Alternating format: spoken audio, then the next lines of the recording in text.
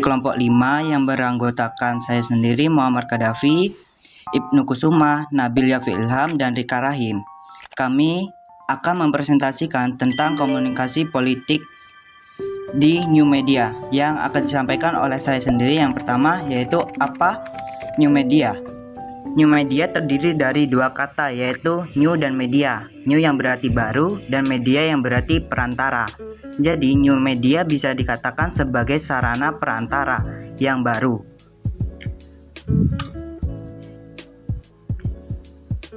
Baru yang dimaksud di sini dilihat dari segi waktu, manfaat, produksi, dan distribusinya.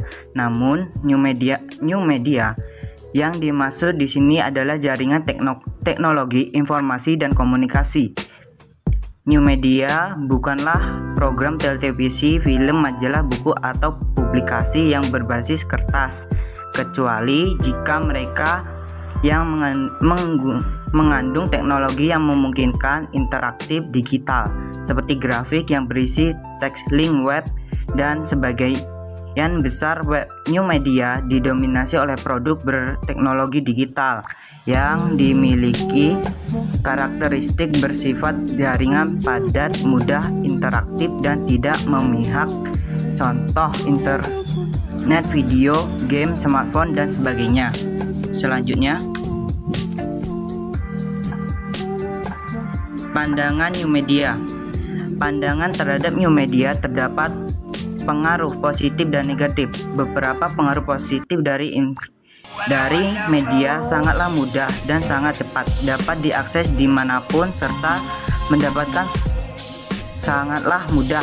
Pengaruh negatif new media terdapat pada manusia adalah informasi dari media tersebut terbatas dan dapat masuknya budaya luar melalui media baru ini. Tetap terdapat beberapa berita palsu atau hoax, ujaran kebencian, dan sebagainya jika tidak didasari kepada ilmu pengetahuan, maka akan menimbulkan hal yang negatif pada masyarakat. Selanjutnya akan disampaikan oleh Rika Rahim.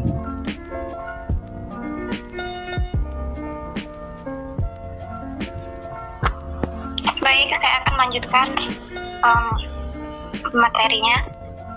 Selanjutnya adalah komponen new media, yaitu pertama ada pembuatan. Orang yang menciptakan wadah atau sarana new media itu sendiri. Dan kedua adalah penyalur, adalah sebuah perantara yang menghantar sarana media yang berfungsi untuk menghantar pemakai untuk memakai sarana itu sendiri. Dan yang ketiga pemakai. Nah, orang yang berperan sebagai konsumen sebagai sarana new media. Selanjutnya karakteristik new media. Yang pertama adalah ada digital. Dimaksudkan bagaimana bentuk data digital ini dapat menjadi lebih baik penggunanya dari data analog dalam segi kecepatan dan kerilnya. Dan yang kedua interaktivitas, dapat menghemat waktu, secara langsung dapat dikendalikan, dan komunikasi dua arah dapat terjadi hanya dengan media komputer saja.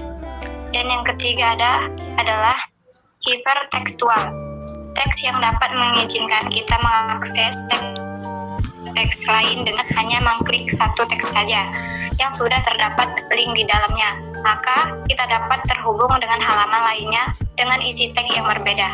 Dan yang keempat adalah dispersal, maksudnya adalah menyebar, di mana produksi, distribusi, dan konsumsi tidak terpusat karena setiap pengguna internet dapat sesuka hati menjadi produsen atau distributor pribadi. Dan selanjutnya adalah virtuality. Karakter unik yang dimiliki adalah new media ini persepsi kita terhadap objek-objek imaterial, karena media ini memiliki unsur present atau kehadiran meski tidak secara fisik. Sering kita menyebutkan dunia maya. Selanjutnya akan dijelaskan oleh Nabil Yafi Ilham.